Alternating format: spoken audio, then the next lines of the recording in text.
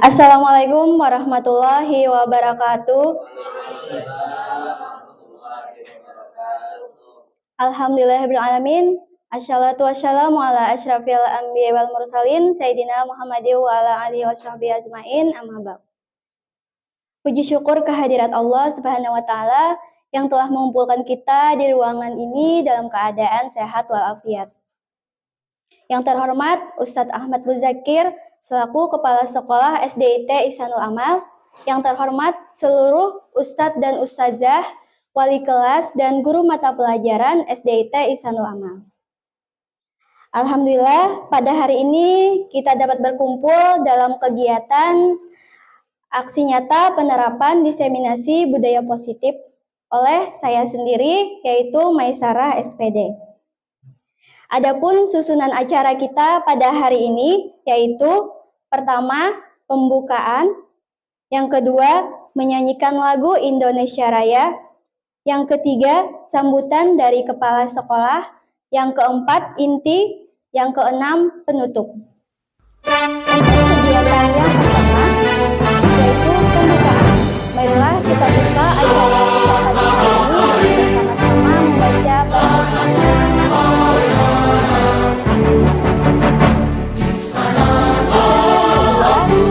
menyanyikan lagu Indonesia Raya. Pada hadirin dipersilakan untuk berdiri. Indonesia kebangsaan, bangsa dan tanah air. Marilah kita bersatu, Indonesia bersatu. Hiduplah tanahku, hiduplah negeriku, bersatu rakyatku semuanya. Satulah jiwanya, bangunlah badannya, untuk Indonesia Raya. Indonesia Raya, merdeka, merdeka, tanahku, negeriku yang kucinta. Indonesia Raya, merdeka, merdeka, hiduplah Indonesia Raya. Indonesia Raya, merdeka, merdeka, tanahku, negeriku yang kucinta. Indonesia Raya, merdeka, merdeka, hiduplah Indonesia. Indonesia Raya, merdeka, merdeka, hiduplah Indonesia Raya.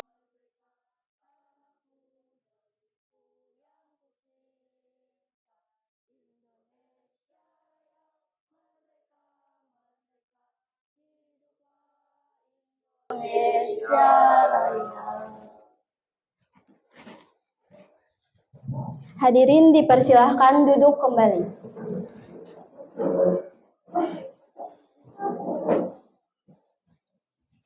Acara yang ketiga yaitu sambutan dari kepala sekolah. Kepada Ustadz Ahmad Muzakir SPDI dipersilahkan. Bismillahirrahmanirrahim. Assalamualaikum warahmatullahi wabarakatuh. Waalaikumsalam warahmatullahi wabarakatuh. Bismillahirrahmanirrahim. Alhamdulillahirabbil alamin wassalatu wassalamu ala asyrofil anbiya'i wal mursalin sayyidina wa maulana Muhammadin wa ala alihi washabihi ajma'in amma ba'd. Alhamdulillah kita bertemu di tempat yang mudah-mudahan berkah Allah Subhanahu wa taala.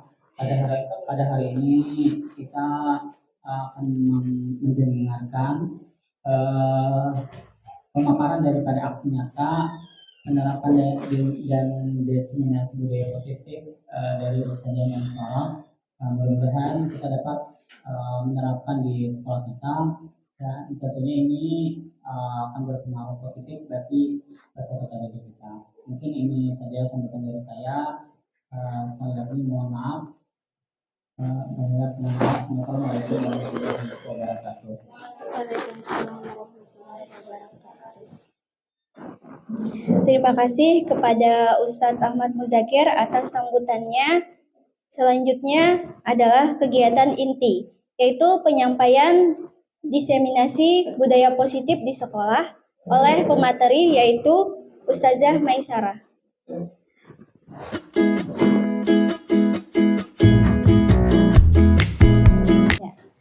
Assalamualaikum warahmatullahi wabarakatuh. Alhamdulillahirrahmanirrahim. Wabihi nasta'in ala umurid dunya waddin. Assalatu wassalamu ala asyrafil anbiya'i wal mursalin Sayyidina Muhammad wa ala alihi washabihi ajma'in. Amma ba'd. Ustadz dan Ustazah yang berhadir di ruangan ini, mengucapkan terima kasih atas kehadirannya. Mohon maaf mengganggu waktu pian. Adapun kegiatan kita pada hari ini, kita langsung saja. Nah, karena kegiatan kita pada hari ini bertepatan juga dengan kegiatan guru belajar. Nah, jadi kegiatan guru belajar kali ini kita laksanakan dengan kegiatan penerapan diseminasi budaya positif di sekolah. Nih, adapun salah satu tujuan dari kegiatan ini adalah untuk memenuhi tugas saya sebagai calon guru penggerak angkatan 9. Dan ulun ucapkan terima kasih juga kepada Ustadz dan Ustazah yang sudah bersedia berhadir. Semoga dengan kegiatan ini akan menambah wawasan, pengetahuan, serta dapat kita terapkan dalam kegiatan kita di sekolah. Dan juga untuk mencapai visi sekolah kita, ya kan? Untuk mencapai visi tersebut tentunya ada beberapa langkah yang perlu kita lakukan. Salah satunya dengan menerapkan budaya positif. Ya, kita masuk ke kegiatan kita yang pertama. Ya, di sini ada beberapa pertanyaan. Apakah Bapak atau Ibu setuju apabila pemberian hukuman dapat mendisiplinkan siswa? Setuju atau tidak? Hukuman itu dapat mendisiplinkan siswa? Oh, tidak. Ada yang jawab tidak? Setuju. Oke, ada yang jawab setuju? Setuju. Oke. Kemudian, yang kedua, pemberian hadiah dapat meningkatkan prestasi siswa. Setuju atau tidak? Oh, setuju. Oke. Kemudian yang ketiga, guru harus mampu memberikan solusi untuk setiap siswa yang bermasalah. Setuju. Oke. Yang keempat, guru berperan sebagai teman bagi siswa. Setuju. Oke. Nah, pada pembahasan kali ini kita akan mengetahui yang benar dan yang salah. Apakah kita harus setuju atau tidak? Oke. Selanjutnya, pada kegiatan kali ini kita akan membentuk positive mindset. Nah, pada diri kita. Apa itu budaya positif? Yaitu perwujudan nilai-nilai atau keyakinan universal yang ditetapkan di sekolah. Nah, tentunya di sekolah kita memiliki keyakinan ataupun nilai-nilai yang perlu kita laksanakan atau kepercayaan kita terhadap suatu nilai-nilai. Apa itu? Nah, pada kegiatan pertama kali ini kita akan membahas tentang disiplin positif. Selanjutnya, nilai-nilai kebajikan, kebutuhan dasar manusia, motivasi perilaku manusia, posisi kontrol guru, keyakinan kelas, dan segitiga restitusi. Yang mana yang paling membuat Ustadz dan Ustazah penasaran dari ketujuh materi tersebut? Oh, posisi kontrol guru. Oke, tentu nanti akan seru pada posisi kontrol guru itu. Kita akan menjadi guru yang seperti apa? Itu nanti. Oke, lanjut. Tentu saja Emma boleh minta mencetak. Nah, pada kegiatan kali ini, Ustadz dan Ustadznya sendiri ya, nanti minta bantuan sama Ustadz yang di belakang. Oke, ini di sini berpasangan ya, berdua. Nah, nanti ada Ustadz atau Ustadzah A dan yang B. Nah, di sini kita salah satu memiliki sesuatu yang berharga di genggaman kita.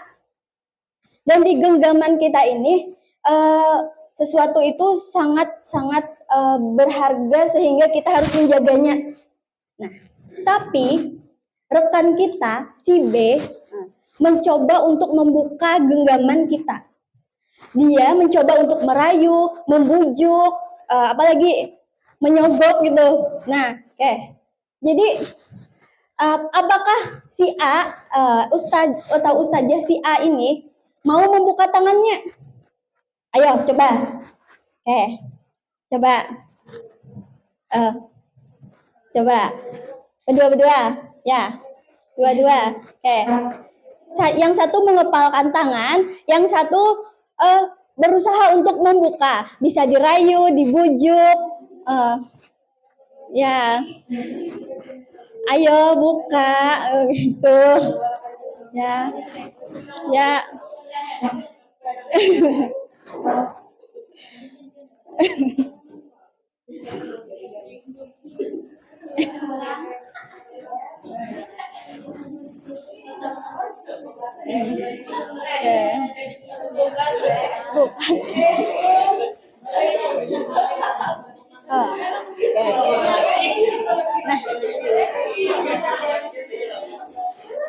Dari Ustadz dan Ustazah, apakah ada yang bersedia membuka?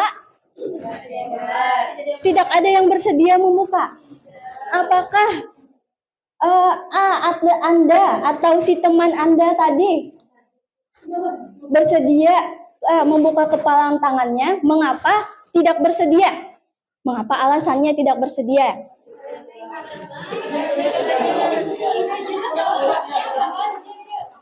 Oh ya, dijaga ya, mau menjaga, ya tanggung jawab gitu.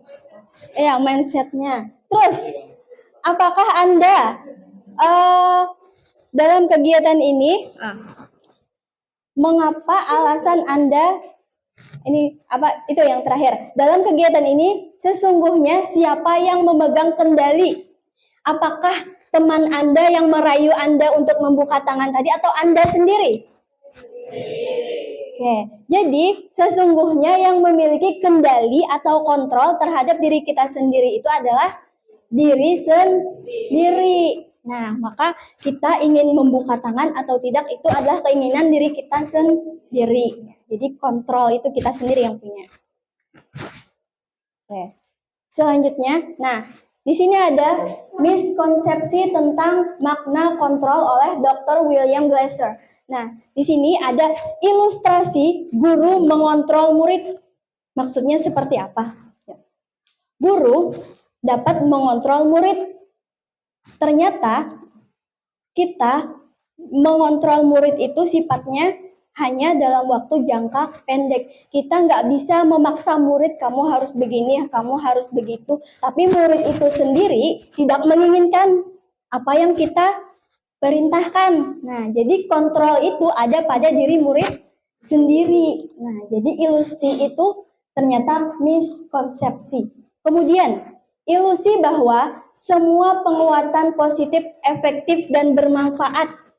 Maksudnya ini tadi yang melakukan membujuk, merayu, nah itu tuh bermanfaat. Benar atau salah itu?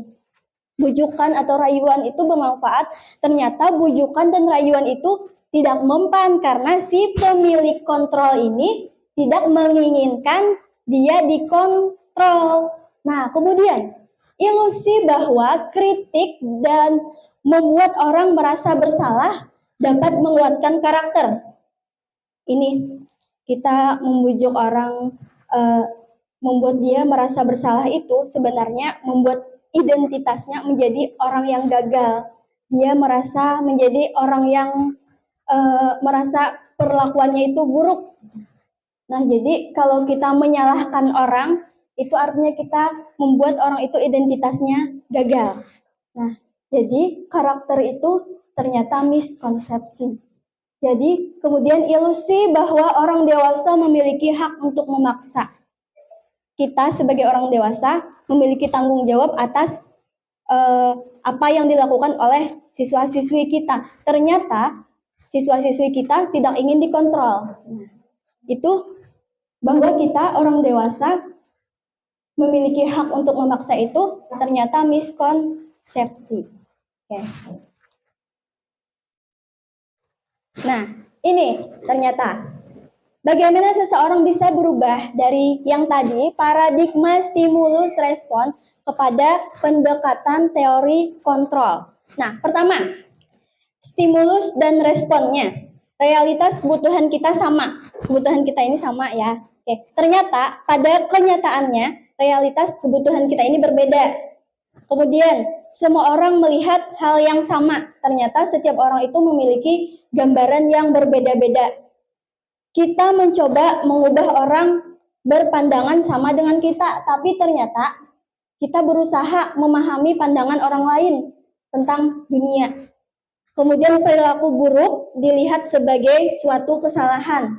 Ternyata semua perilaku itu ada tujuannya. Kemudian orang lain bisa mengontrol saya.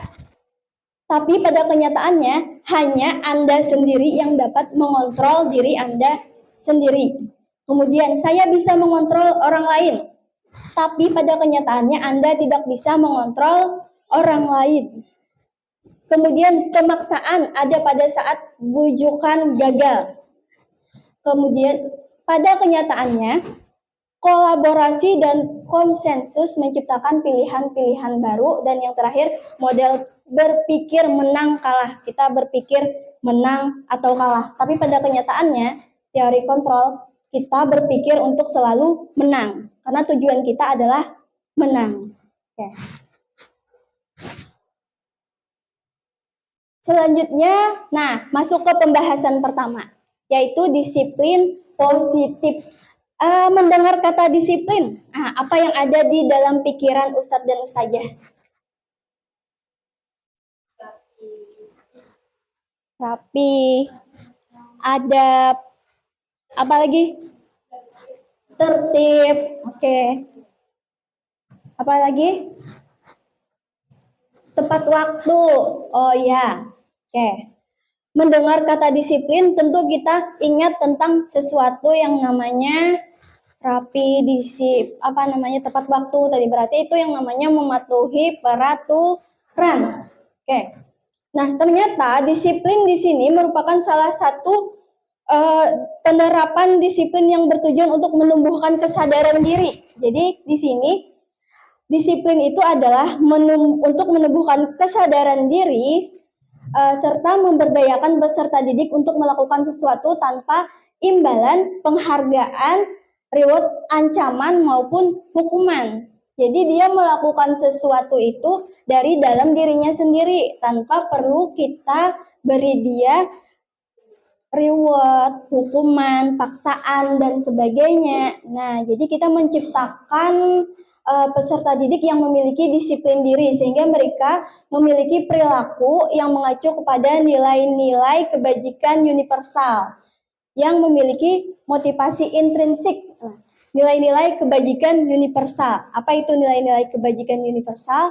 Yaitu tujuan mulia dari disiplin itu sendiri. Kita melakukan disiplin itu memiliki motivasi kontrol dari diri kita sendiri untuk mencapai tujuan mulia, yaitu nilai-nilai kebajikan yang ingin kita capai. Oke.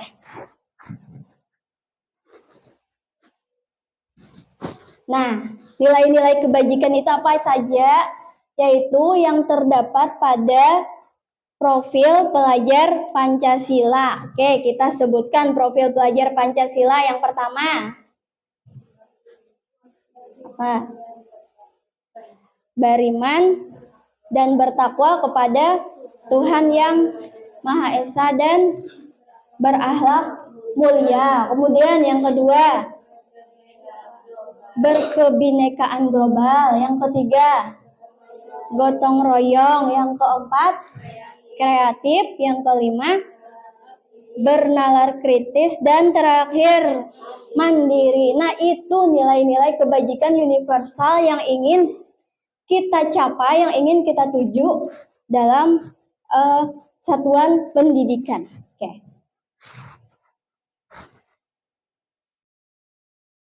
Nah, ini masuk ke materi yang kedua, yaitu kebutuhan dasar manusia.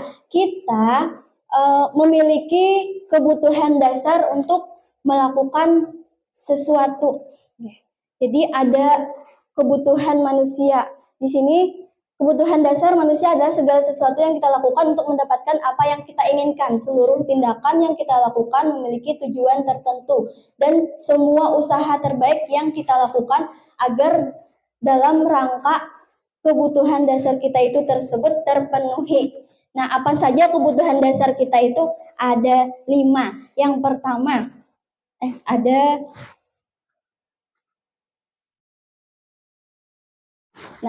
yang pertama, ini yang paling dasar.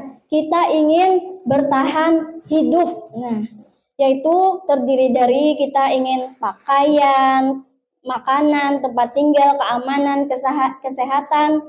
Kemudian, kita juga membutuhkan yang namanya kasih sayang dan rasa diterima. Rasa diterima ini seperti dipedulikan, kita berbagi, bekerja sama, menjadi bagian dari kelompok, dan sebagainya. Yang ketiga, penguasaan. Nah, tentunya kita memiliki yang namanya harga diri. Nah, keinginan untuk dianggap, kemudian memimpin sesuatu, kemudian berprestasi, diakui, dan didengar. Nah, yang keempat, kebebasan, yaitu mandiri, memiliki pilihan, mencoba hal baru, mampu mengendalikan arah dirinya. Dan yang terakhir, kesenangan, bermain, humor, antusias, dan tertawa. Biasanya di kelas nih, anak-anak yang mana yang paling banyak kebutuhan dasarnya yang perlu kita penuhi untuk di kelas biasanya? Kasih sayang, penguasaan. Biasanya contohnya seperti apa ya?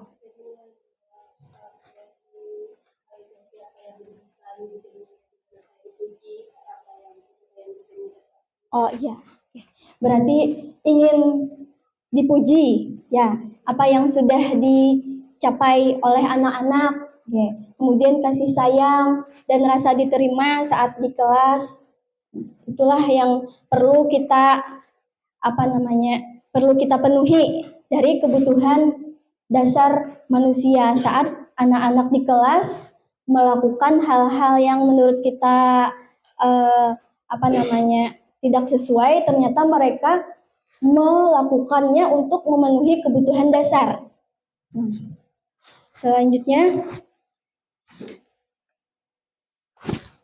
ini materi yang keempat, yaitu motivasi perilaku manusia.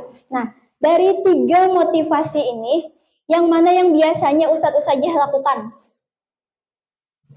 Kita ingin melakukan sesuatu, tapi berdasarkan hal yang 3 ini, yang mana yang biasanya menjadi dasar kita melakukan sesuatu. Apakah yang pertama, menghindari ketidaknyamanan atau hukuman, kita datang ke sekolah tepat waktu, supaya tidak anak-anak tepat waktu ya, supaya tidak dihukum atau malu dengan teman-teman yang lain, atau misalnya untuk mendapatkan imbalan atau penghargaan. Nah, atau untuk menjadi orang yang mereka inginkan dan menghargai diri dengan nilai-nilai yang mereka percaya. Ya, ternyata yang ini yang sesuai, yaitu untuk menjadi orang-orang yang mereka inginkan. Itulah yang dinamakan dengan motivasi intrinsik. Motivasi intrinsik ini ternyata adalah disiplin positif dari diri kita sendiri. Nah, jadi intinya disiplin positif itu adalah motivasi yang ada pada diri kita sendiri, keinginan kita untuk mencapai nilai-nilai yang kita percaya. Nah, kemudian yang selanjutnya ada hukuman, konsekuensi, dan restitusi. Nah, di sini hukuman. Hukuman ini biasanya tidak terencana atau tiba-tiba, murid tidak tahu apa yang akan terjadi, tidak dilibatkan, kemudian bersifat satu arah dan berupa hukuman fisik atau psikis. Biasanya kalau hukuman ini langsung tiba-tiba keluar dari kepala si guru tersebut. Nah, misalnya, ada anak yang datang ke sekolah, sepatunya beda. Sepatunya pakai yang berwarna. Kalau kita kan peraturannya pakai sepatu yang hitam. Apa yang dilakukan oleh guru yang berperan sebagai penghukum ini? Maka beliau akan berkata, kamu ini sepatunya kok beda? Nah, kalau begitu kamu tidak sesuai dengan peraturan, maka kamu harus copot sepatunya seharian, tidak boleh pakai sepatu di sekolah. Nah, maka itu peran guru sebagai penghukum. Nah, kemudian sebagai konsekuensi. Konsekuensi ini terencana, disepakati sesuai peraturan. Jadi konsekuensi ini sudah disosialisasikan, sedangkan peraturan tadi langsung keluar dari kepala guru tanpa ada komunikasi dengan si murid. Nah, terencana, kemudian murid tetap dibuat tidak nyaman, kemudian sikap guru selalu memonitor. Nah, untuk konsekuensi ini, misalnya, si anak datang terlambat ke kelas, jam istirahat sudah lewat 10 menit. Baru dia masuk. Jadi guru mengambil tindakan. Nah, bagaimana kesepakatan kita? Konsekuensinya apa? Apabila kamu datang terlambat ke kelas dan pembelajaran ustazah sudah dimulai, maka anak tersebut akan kehilangan waktu istirahatnya 10 menit untuk melakukan pembelajaran yang tertinggal tadi. Nah, kemudian yang ketiga ada restitusi. Restitusi ini proses menciptakan kondisi bagi murid untuk memperbaiki kesalahan. Proses kolaboratif yang mengajarkan murid untuk mencari solusi. Di sini guru tidak mencari siapa yang salah, siapa yang benar, tapi sama-sama mencari solusi. Untuk anak yang untuk anak yang pakai sepatu berbeda tadi. Nah, sepatu berwarna. Apa yang dilakukan oleh guru kalau dia melakukan restitusi terhadap anak tersebut? Dia tidak akan menyalahkan anaknya, tapi dia akan menanyakan, kamu pakai sepatu ini pasti punya alasan. Dan semua orang pasti melakukan yang namanya kesalahan. Nah, kemudian apa yang bisa kita lakukan agar kita dapat menyelesaikan masalah ini dan kamu dapat memakai sepatu yang sesuai dengan peraturan? Apa? Misalnya, dengan menelpon orang tuanya untuk mengantarkan sepatunya ke sekolah.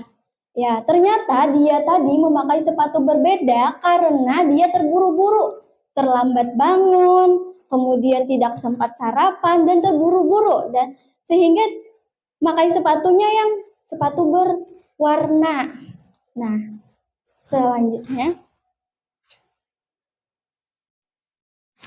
Nah, ini hukuman atau konsekuensi. Oke, satu saja, silahkan jawab. Apakah ini hukuman atau konsekuensi? Yang pertama, mencatat 100 kali di dalam buku kalimat saya tidak akan terlambat lagi karena terlambat ke sekolah. Ayo, hukuman atau konsekuensi?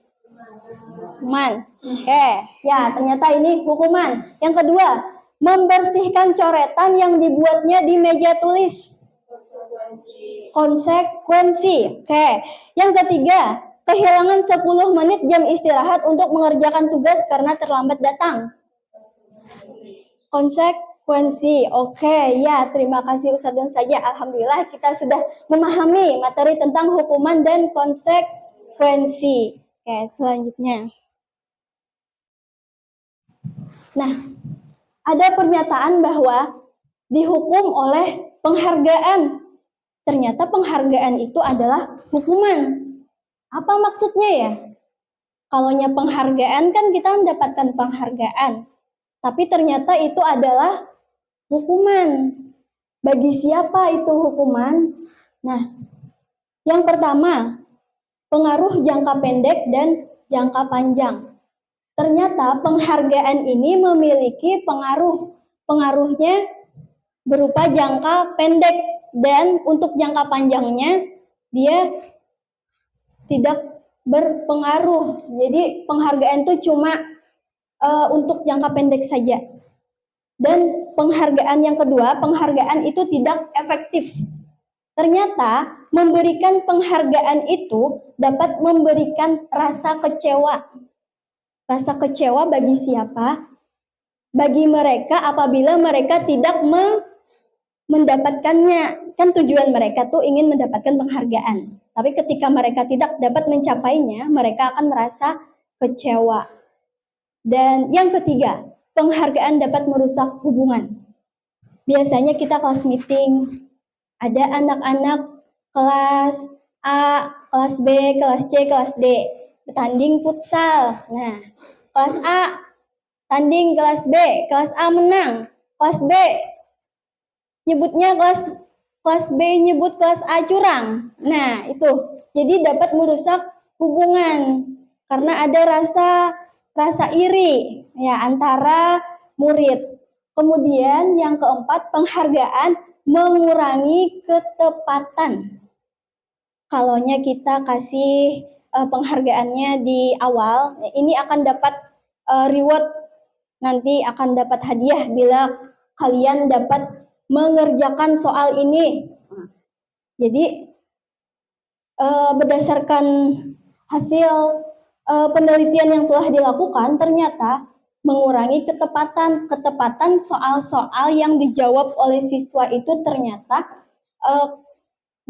berkurang saat adanya penghargaan. Yang kelima, penghargaan menurunkan kualitas. Ternyata penghargaan ini dapat juga menurunkan kualitas dari hasil kerja. Misalnya nih seorang siswa mengerjakan tugas, kualitasnya pun menurun karena adanya penghargaan. Dia takut tidak bisa mendapatkan penghargaan tersebut. Nah, jadi ya seadanya aja deh gitu. Nah, dia takut tidak bisa mendapatkannya dan juga mematikan kreativitas. Ini kalaunya orang yang melakukan sesuatu kayak seni seperti itu. Nah, kemudian dia itu dibayar. Nah, ketika tidak dibayar lagi, maka kreativitasnya pun akan seadanya. Nah, oke. Penghargaan dapat menghukum. Hukumannya itu seperti tadi. Ketika dia tidak mendapatkan apa yang ingin ia capai. Nah, maka dia merasa dirinya dihukum. Dan yang kedelapan ini motivasi dalam diri. Nah, inilah yang dimaksud dengan penghargaan yang sebenarnya. Penghargaan untuk diri sendiri, kesadaran, kemampuan bahwa dia itu mampu mencapai apa yang dia inginkan. Nah, jika kita memberikan penghargaan kepada seorang anak pada saat ia sedang merasa bangga dengan dirinya sendiri, maka kita akan mengambil kegembiraan itu. Sedangkan ia sedang merasakan kegembiraannya, penghargaan untuk dirinya secara alamiah. Nah, kegembiraan secara alamiah itulah yang dinamakan penghargaan untuk diri sendiri.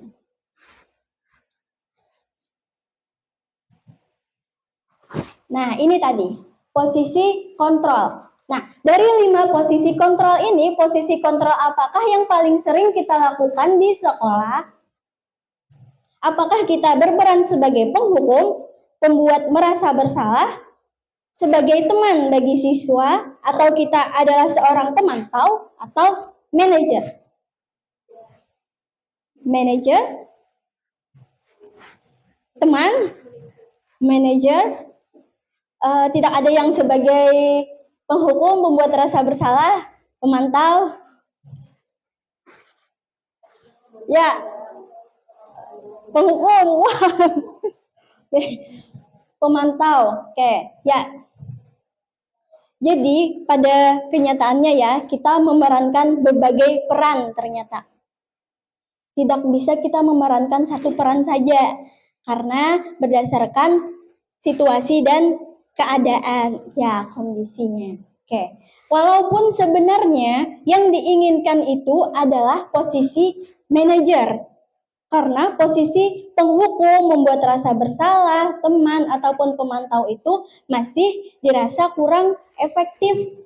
Nah, yang diinginkan adalah manajer. Oke, kita lihat bagaimana posisi-posisi itu dijalankan. Oke. Nah, ini contoh penerapannya. Nih, kasus siswa tidak memakai atribut lengkap saat upacara bendera. Nih, kalau guru itu sebagai penghukum, maka guru akan melakukan hukuman. Siswa itu akan hormat pada bendera selama 1 jam. Siswanya dihukum. Kalau gurunya sebagai pembuat rasa bersalah kepada siswa, maka gurunya akan berkata dengan lemah lembut dan penuh rasa kasihan kepada siswa. Berapa kali ibu harus memberitahu kamu? Kamu selalu saja mengecewakan ibu. Nah, maka guru tersebut membuat anak merasa dia adalah orang yang gagal, ya, orang yang telah melakukan hal yang mengecewakan. Posisi kontrol selanjutnya, nih. Nah, kalau kita berperan sebagai teman terhadap siswa, kita akan mengatakan, ayo dong ikuti aturan sekolah, tolong bantu ibu ya, sekali ini saja ya, sudah tidak apa-apa, lain kali jangan sampai berbuat seperti ini lagi ya. Nah, untuk guru yang berperan sebagai teman ini, dia akan berkata dengan lemah lembut dan penuh seperti bercanda. Jadi dia ingin menjaga hubungan dengan teman, dengan si murid. Nah, sebagai posisinya sebagai teman, tidak ingin murid ini hubungannya dengan dia itu rusak, atau misalnya murid ini kecewa dengan dia, maka dia memposisikan diri sebagai teman. Kemudian pemantau. Nah, si pemantau tadi dia akan selalu menanyakan tentang peraturan. Apa peraturannya, apa konsekuensinya jika kamu melanggar. Nah, di sini kamu sudah melanggar peraturan sekolah, kamu tahu konsekuensinya. Setelah upacara, kamu beli atribut ke koperasi dan jangan diulangi lagi. Nah, ini akan membuat siswa merasa tidak nyaman, tapi jangka waktunya tidak lama. Tidak seperti hukuman tadi, dia akan merasa kecewa dengan gurunya tadi. Dan yang terakhir ini posisi guru sebagai manajer. Nah, ya.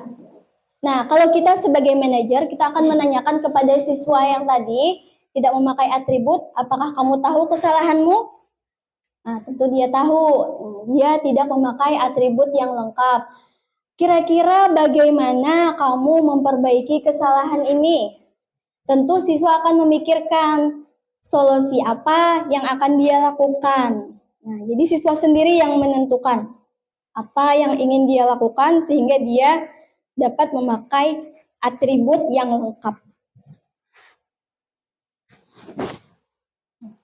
Selanjutnya, nah, di sini Ustadz dan saja saya minta memberikan tanggapan. Ini posisi kontrol apa ya? Saya kecewa sekali dengan kamu. Apa ini dia? Pembuat rasa bersalah, iya, karena membuat gurunya kecewa. Oke, selanjutnya.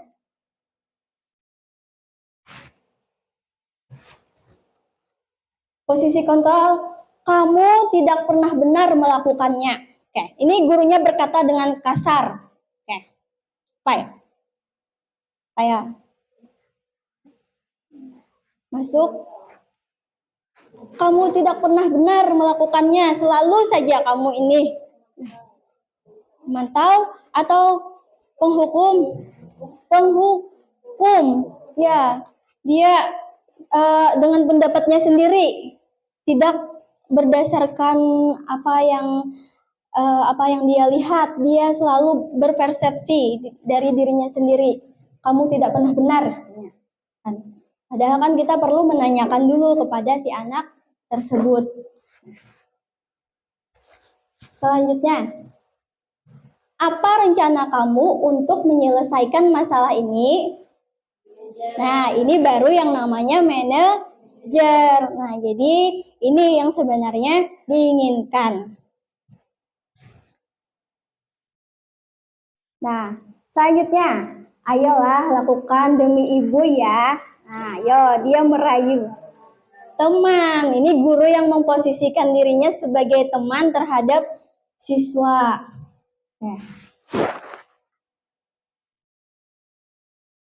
Nah, ini kamu tidak pernah mendapat nilai jika tidak mengerjakan tugas. Apa ini? Pemantau. Iya, benar sekali, pemantau. Ini adalah konsekuensi dari yang dia lakukan tadi. Dia tidak mengerjakan tugas, maka dia tidak akan mendapatkan nilai.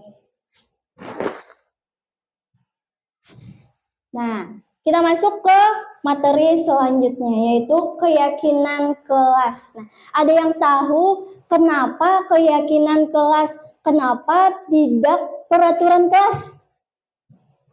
Ayo, kenapa harus keyakinan kelas? Karena, nah ya, dibuat bersama anggota kelas. Ya. Satu orang saja yang membuat. Ya. Nyaring-nyaring saja. Kenapa disebut keyakinan kelas? Karena hal yang ada dibuat berdasarkan kesepakatan bersama anggota kelas, tidak hanya satu orang yang membuatnya. Oh iya. Iya, terima kasih Ustazah Rahmatun-Nisa. Kata Ustazah Rahmatun-Nisa tadi, karena dibuat bersama-sama, maka itu disebut dengan keyakinan kelas. Sedangkan kalaunya guru sendiri yang bikin, itu baru yang namanya peraturan. Kita seorang yang bikin, dijalankan oleh siswa, ada konsekuensinya juga. Nah, itu namanya peraturan. Nah, sedangkan keyakinan kita perlu bersama-sama membuatnya. Nah, ini contoh pembuatan keyakinan kelas yang sudah saya terapkan. Nah, mungkin dari ustaz saja sudah pernah juga menerapkan membuat keyakinan kelas di kelas ya. Oke. Nah, bagaimana langkah-langkahnya? Ini yang pertama dulu, keyakinan kelas itu sifatnya abstrak. Abstrak itu bukan berupa kalimat yang panjang menjelaskan sesuatu secara rinci. Bukan, tapi kalimatnya itu berupa hal-hal yang singkat, jelas, dan mudah diingat. Nah, nih, berupa pernyataan universal, dibuat dalam pernyataan positif.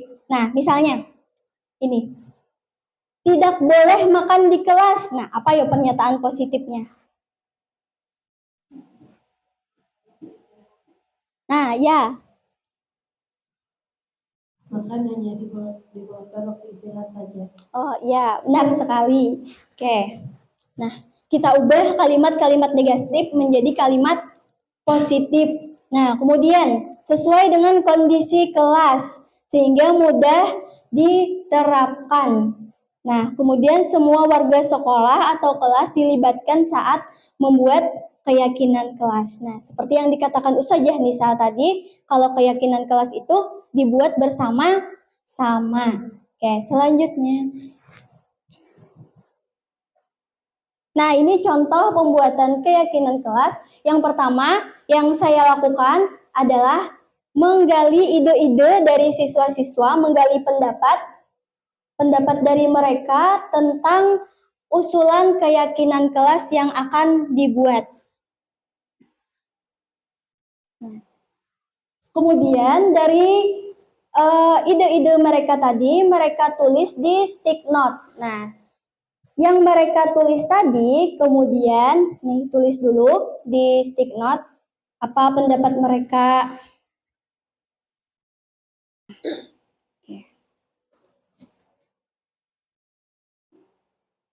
Ya, di sini stick note-nya dibagi dulu ke seluruh siswa sehingga mereka bisa mencatat apa saja keyakinan kelas yang ingin mereka buat di kelas mereka.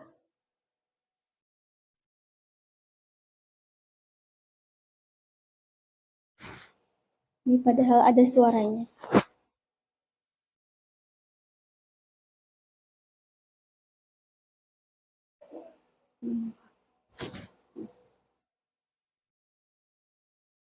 Nah, selanjutnya ditempelkan ke papan tulis pendapat-pendapat tadi.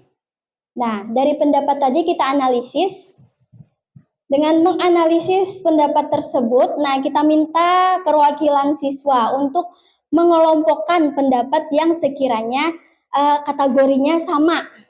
Misalnya, datang tepat waktu, tidak terlambat, nah, kan sama tuh, jadi dikelompokkan.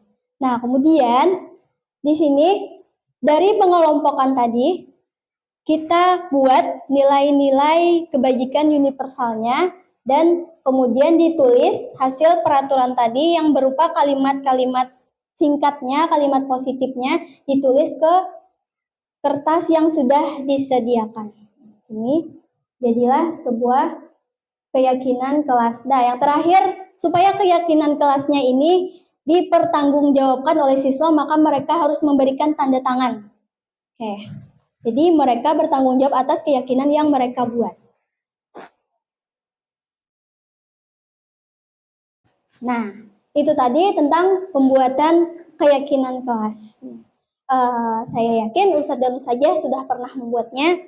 Nah, untuk nanti bisa membuatnya mungkin diberi kesepakatan atau diberi tanda tangan di akhirnya, atau misalnya anak-anaknya tidak bisa tanda tangan, bisa pakai tanda jempol atau cap jari 5 jari di peraturan kelasnya.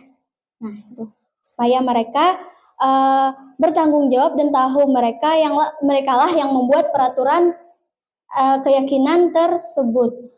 Yang selanjutnya segitiga restitusi. Apa itu segitiga restitusi? Berhubungan dengan peran tadi.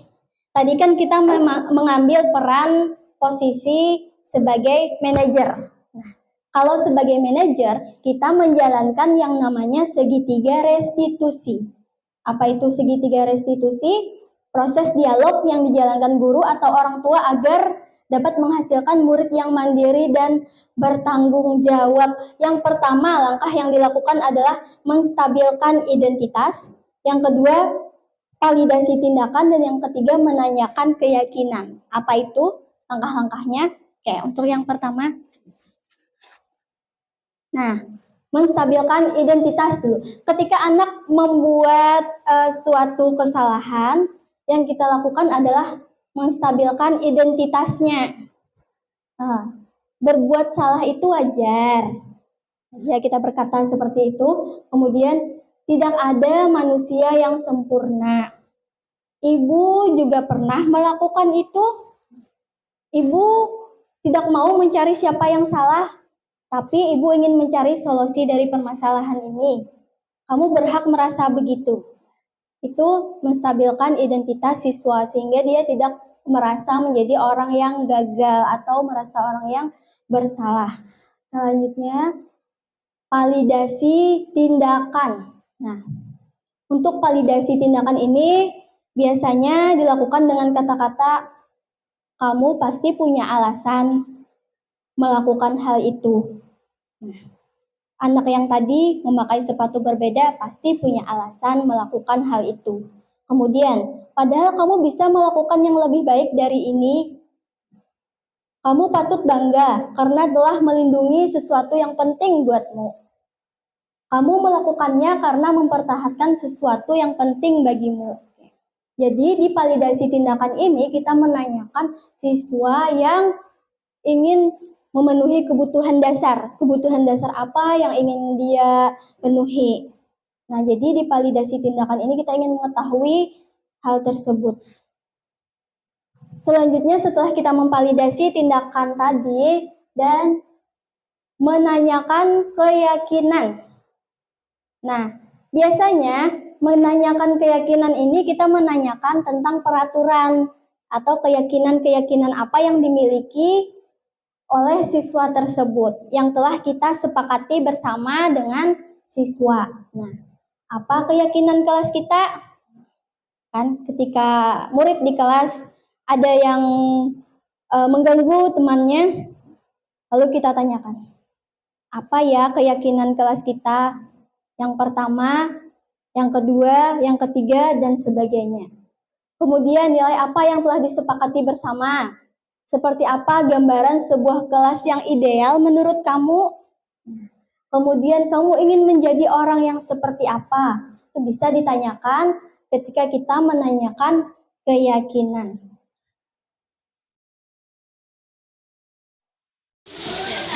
Ini contoh. Ya, silakan dikerjakan tugasnya ya. Latihan halaman 158.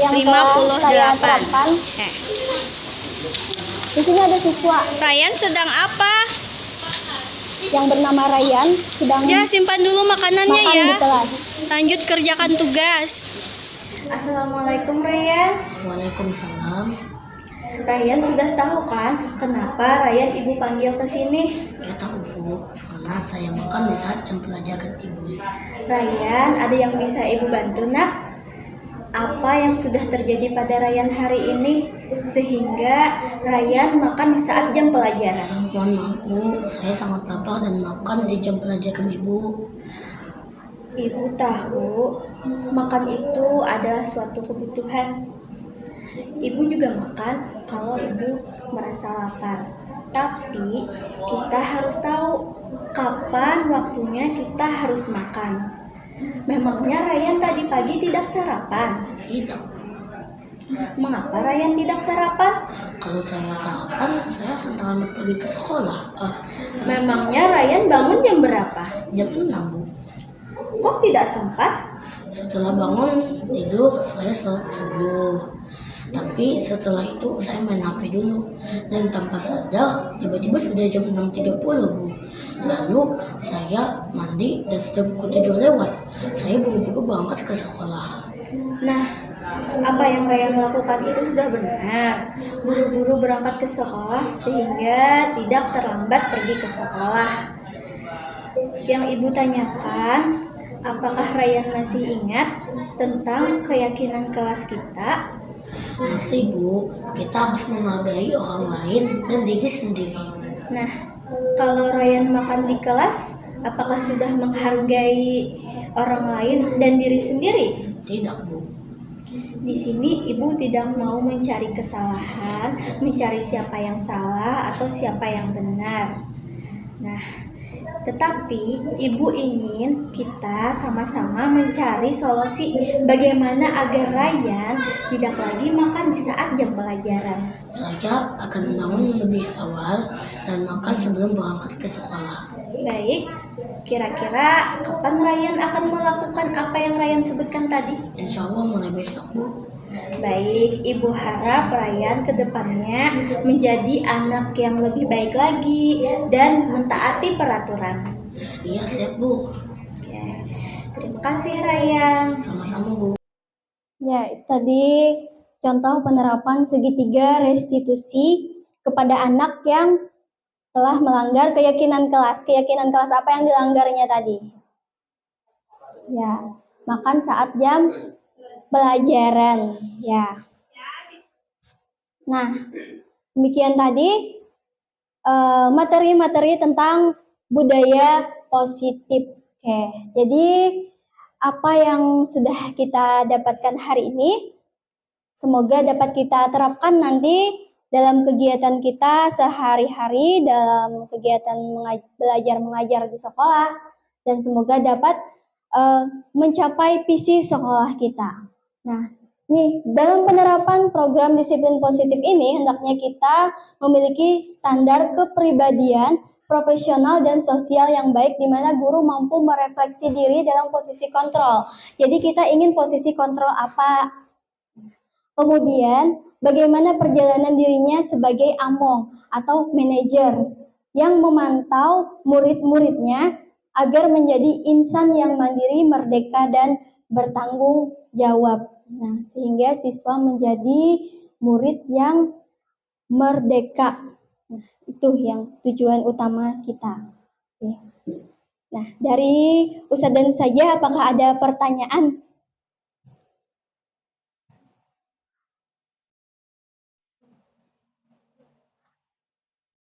Boleh. Ya, dipersilahkan. Jadi terima kasih atas ini. Jadi mengenai restitusi yang saja. Antara konsekuensi dengan restitusi itu boleh jadi barangkali gitu. Karena kalau konsekuensi kan akan ada tindakan visual yang Ya.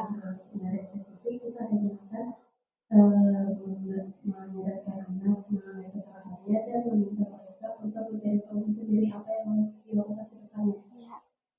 Boleh yang keduanya ini dibagi? Ya. Harusnya terpisah saja. Ya, terima kasih. Ya. Oke, terima kasih atas pertanyaannya. Apakah ada lagi? Satu saja ya. Oke, tadi pertanyaannya, apakah bisa kita menerapkan posisi kontrol sebagai pemantau ya, sekaligus sebagai manajer, ya kan?